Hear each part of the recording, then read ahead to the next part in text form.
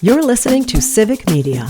You can tune into any of our live shows on any radio station across the state with the Civic Media app. Find us in your phone's app store and listen anytime, anywhere. This is your WXCO Daily News Roundup for Bull Falls Radio, 98.9 FM and 1230 AM in Wausau. Civic Media News. I'm Terry Bell. Here's what Wisconsin needs to know. Republican presidential candidate Donald Trump campaigns in Wisconsin today. He speaks in Waunakee this afternoon and Milwaukee tonight. Republicans have been urging Trump to spend some time in Wisconsin's bluest counties.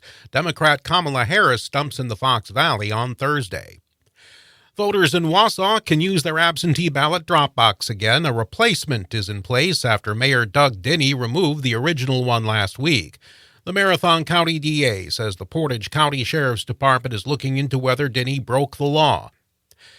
The people who declare the winners on election night say they plan to be fast, accurate, and transparent. Anna Johnson is Washington bureau chief for the Associated Press. She says her organization is in the business of declaring winners, not projecting them. The only way we declare races, so whether it's a presidential race or it's, state legislative races, is when we are absolutely certain that there is no way that the trailing candidate can overtake the leading candidate. Johnson speaking with WISN TV's Up Front.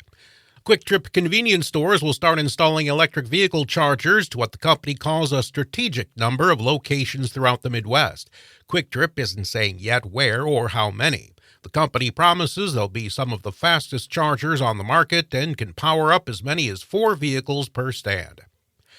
A state grant program helps people with water contaminated by farm runoff pay for new wells. Tom Van Lowe lives in Marathon County. He says the program helped save him $12,000. We knew for years that we were drinking contaminated water, so it gave us a lot of peace of mind. County agents around Wisconsin say they'd like to see the program expanded so more people in need can be eligible. The Wisconsin Department of Natural Resources is trying again to change PFAS regulations for drinking water. Last week, the Natural Resources Board approved a request to start the process. Republican lawmakers blocked the DNR's last push for remediation steps. I'm Terry Bell, Civic Media News. Here's what you need to know closer to home. For WXCO News, I'm Brittany Merlot. The Wausau absentee ballot drop box has now been returned to its original place outside of City Hall, bolted down and secured by the city clerk. You can now drop your absentee ballots inside the drop box. According to Mayor Doug Dinney, he removed the box because it was not secure. The mayor gave suggestions for the drop box being more secure, saying he wanted better lighting and a live camera on the box for him to feel safe. Dinney also says he wanted to give the community and the city council a chance to bring it to a vote. This incident is currently being investigated by the Portage County Sheriff's Office. And Evers was in Eagle River to commemorate a successful tourism season. He stopped at Lake Nokomis Cranberries to celebrate our agricultural tourism and commended the Zawitowski family for their continued success in using their farm as a tourism destination. Lake Nokomis Cranberries owner said the governor's recognition was a meaningful gesture that will help draw attention to the farm as Cranberry Fest comes to Eagle River this weekend. Rib Mountain protests over potential economic development. A TID, which is a tax incremental district, would allow the village to keep money generated from developing within its boundaries, which would stretch from Rib Mountain Golf Course all the way down County Road NN to Robin Lane. Residents are saying the area is just fine the way it is and that businesses don't need to be incentivized to come there. With its proximity to Granite Peak and the lack of communication from the board, the community wants a conversation and to hear about its negative ripple effects. The project would cost nearly $33 million and would include the village building sewer and water lines, forcing people with private wells to pay utilities. The tax increment financing inside the TID would have an impact outside of its boundaries because the TIF minimizes the amount of revenue that can be received from Marathon County. North Central Technical College and the Wausau School District would wind up raising taxes within their districts in order to make up for the money that they're not getting because of the TIF. The American Red Cross continues to experience a critical need for blood and platelets to keep blood supplies stable as fall begins. Donors of all blood types, especially those with type O blood, those giving platelets, and those who have never given before are needed now. And Hurricane Helene should not broadly impact fuel production, despite the devastation left behind after the storm. However, some states will see challenges in getting gasoline to stations in the affected area. Gas prices in central Wisconsin today range from $3.03 to $3.19 per gallon. And mosquitoes are still a problem this fall, and you should take steps to prevent getting bitten. 2 horses in the state have now tested positive for Eastern equine encephalitis. This is a rare but serious disease that spreads by mosquitoes biting animals and humans. DHS recommends applying insect repellent or covering your skin when outside. There has been 1 confirmed human case of the disease in the state this year, but it's likely from travel to another state. 39-year-old Jesse Vang was the last person to see Elijah Vu alive, and he is getting another status conference in court. The date set for Vang is November 6th. Vang is still only facing chronic child neglect charges for incidents that happened before Elijah Vu was reported missing back in February. Vu's remains were found earlier this month on a hunter's property 3 miles northwest of where Vang reported the toddler missing. Elijah's mother, Katrina Bauer, who's also facing chronic child neglect charges, has another court date set for October 22nd. And the Quick Trip Travel Center and Truck Stop being built in Marathon City will open on December 5th. The travel center and gas station will be about 10,000 square feet in size. It'll be open 24/7 and will feature a trucker lounge, showers, and fast food. There will also be overnight semi-trailer parking stalls. Construction on it has been moving fast off of Highway 107, just north of the State Highway 29 exit. A ribbon cutting will take place on December 17th at 10 a.m. And that's what you need to know. I'm Brittany Merlot for WXCO.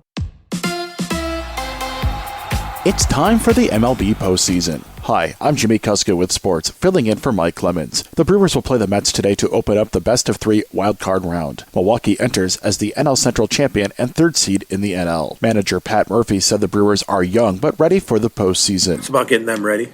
We're going to face one of the best teams in baseball, whoever it is, with a lot of firepower, with a guy on the mound that's good. You know, you can say, well, he only had 4 days, or we only had 3 days. This time of year, you can throw all that stuff out the window. It's about being ready to play, and we're going to play against somebody good. So, buckle your chin strap and let's roll. First pitch is after 4:30 p.m. The Green Bay Packers will try to bounce back this week as they play the LA Rams on Sunday. Coach Matt LaFleur said Sunday that the Packers had a lot to clean up after the 31-29 loss to the Minnesota Vikings in Week 4. You got to be focused in terms of, and very intentional about what you're trying to get accomplished. When you look at it, we've had 2 tight games that we've lost. And we got to make sure that we don't put ourselves in those positions where they do cost you. Kickoff this week against the Rams is after 3 p.m. on Sunday. And Wisconsin football will play in back-to-back 11 a.m. games the next 2 weeks. They host Purdue this Saturday and play at Rutgers next week. Filling in for Mike Clemens, I'm Jimmy Kuska with Civic Media Sports.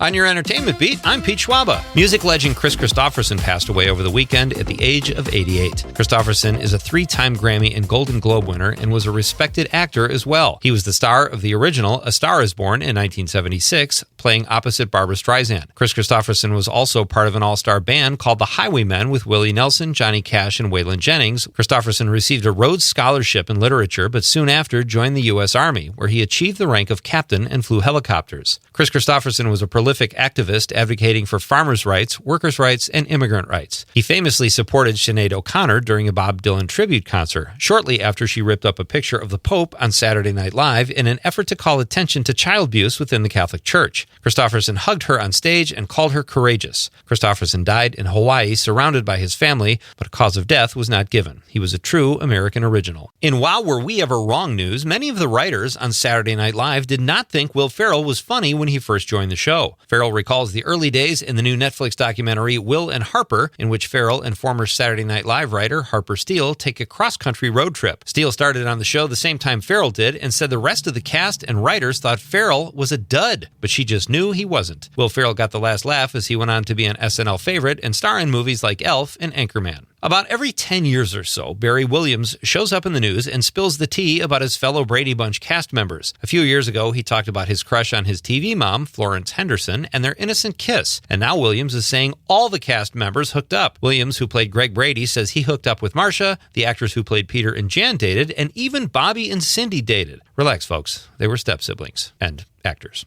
Well, if you're like me, you like your robots wild. And so do most people who went to the movies last weekend. The Wild Robot found itself atop the weekend box office, topping $36 million at the gate. The Wild Robot tells the story of Roz, which is short for something robotic. Roz ends up on a desert island and befriends a goose. A for originality, if nothing else. Coming in second in its 4th week of release was Beetlejuice, with over $16 million at the gate. Transformers 1, an animated prequel of the Transformers franchise, came in 3rd place with $9 million. The Indian film Devara Part 1 sort of flew under the radar, but still came in 4th place, and the thriller Speak No Evil landed in 5th place with a little over $4 million. This week's box office dud was Francis Ford Coppola's passion project, Megalopolis, which managed just $4 million total on almost 2,000 screens. I think he's got enough street cred that his legacy will remain intact. For more showbiz fun, tune in to Nightlight with me, Pete Schwaba, weeknights from 6 to 8 p.m. on the Civic Media Radio Network.